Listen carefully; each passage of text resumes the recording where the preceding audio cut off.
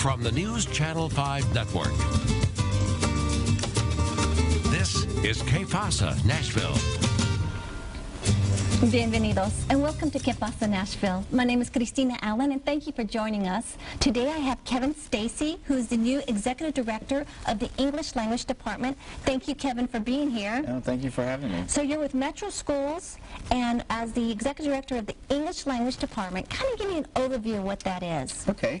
Our office is has a lot of service, and it actually provides many services in a huge capacity to our district for all international students. Number one, when the families come to schools and they fill out a home language survey, which is a form that asks, what do you speak at home? Yeah. And when they put another language other than English, the government, the state, asks us to test their language proficiency. Actually, it goes beyond the state. It's a federal requirement. And this is so we know where the student capacity is in English to learn versus your home language. Exactly, because some families, you know, even though a student may be born in the United States, but their family speaks Spanish all day long.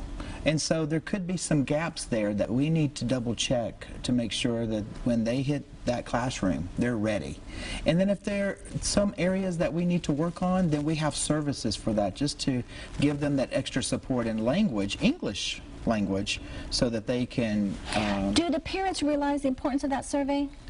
Or do they fear it? Think it's going to be stigma? I think they fear it. I think that, you know, sometimes there's, you know, any form that you fill out sometimes is a little bit like, what do they want to know? Why are they asking this question? But it's really to help the scenario. And even though the state requires us to test the child, the families can actually waive the service if they want to waive it. We do not think that that's a good idea, because if the tests show that the child needs that service, then we want to give that service. So let's look at the district as a whole. It's Davidson County Metro Schools. There's over 84,000 students. Yes. Of which, how many are English language learners? English language learners as active, we're around 10,000, and that have just 2 years exited the English language program, which we monitor closely, 2,000, so altogether around 12,000 students. But how many are, I guess, dual languages? Is there a larger percentage?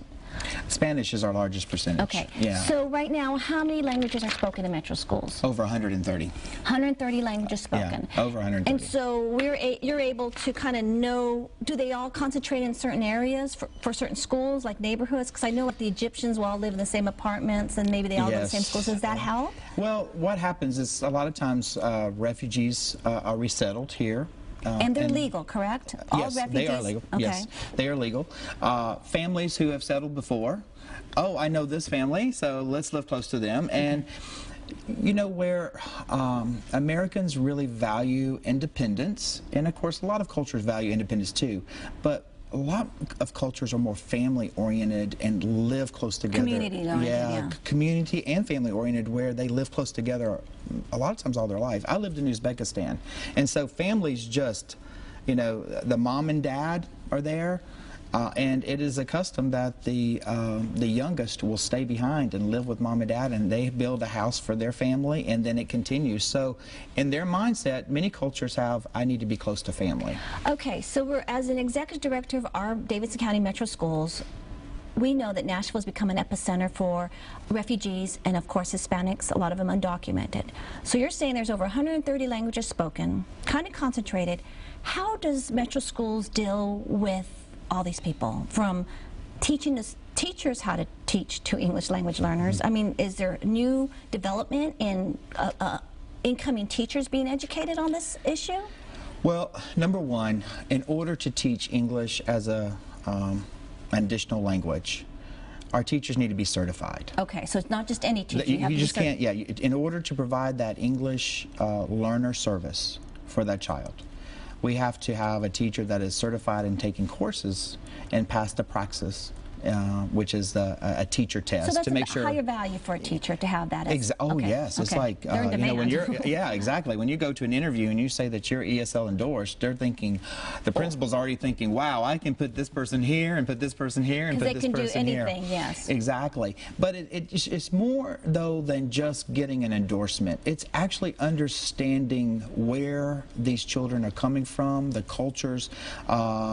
the various situations and not stereotype just because, you know, a child comes from this scenario doesn't mean that we stereotype them, oh, they're a refugee student, right, or oh, they're this type of student. They all have a level playing field. It's just like our country and another country just has many various scenarios that we have, they have as well. And so it takes that relationship with the student, but also a cultural understanding of how to develop that relationship. How did you develop that as the executive director? Well, I will give you the first incident. I was in college, and I came from Mississippi. Okay. And so pretty much diversity is African American and white. That was pretty much what I was accustomed to growing up in Mississippi. And so I didn't have a lot of diverse experiences, such as in the Latino community or in the Arab community. So when I came to Nashville, surprise! Surprise! But still kind of closed off, and so I got pneumonia one year. And I went to Donaldson. It's not even there anymore. Donaldson Hospital, when it was just that one level over there before all the big hospitals were built. And my roommate was from Mexico and couldn't speak any English. And I developed a passion. We tried to communicate. I mean, he had broken bones. He was in a car wreck, and I had pneumonia, but we were still trying to communicate. And I thought, it would be terrible if he got pneumonia. Yeah, that's too much. I know. So that became the love of your... It started this desire, and then I began to volunteer at International English Institute. And you were a teacher at this point? No, I was a student in college. Okay, so that became the love of this that. is in the early 90s. Okay. And then the Kurdish refugees began to come in. And so I went to this home and taught English in their home. Didn't know what I was doing. I thought I did. But I was just a student. And with passion. With passion. And they probably saw that. And then I took an internship to China one summer. I taught reading in Cheatham County, and then I went to China for a year to teach English at a university. And that did it? And then I just began to start growing and then understanding I need more. And so I got my master's degree in intercultural studies and teaching English as a foreign language. And then came and taught English. And then I went to Uzbekistan for a year and studied with a tutor, Uzbek. So I also know what it means to go to a country. There's not a lot of, by the way, there's not a lot of Uzbek language schools out there. So I had to, I was in the place of many of our students that when I went to the market, you know, I was scared to buy certain foods because I just didn't know the name of it.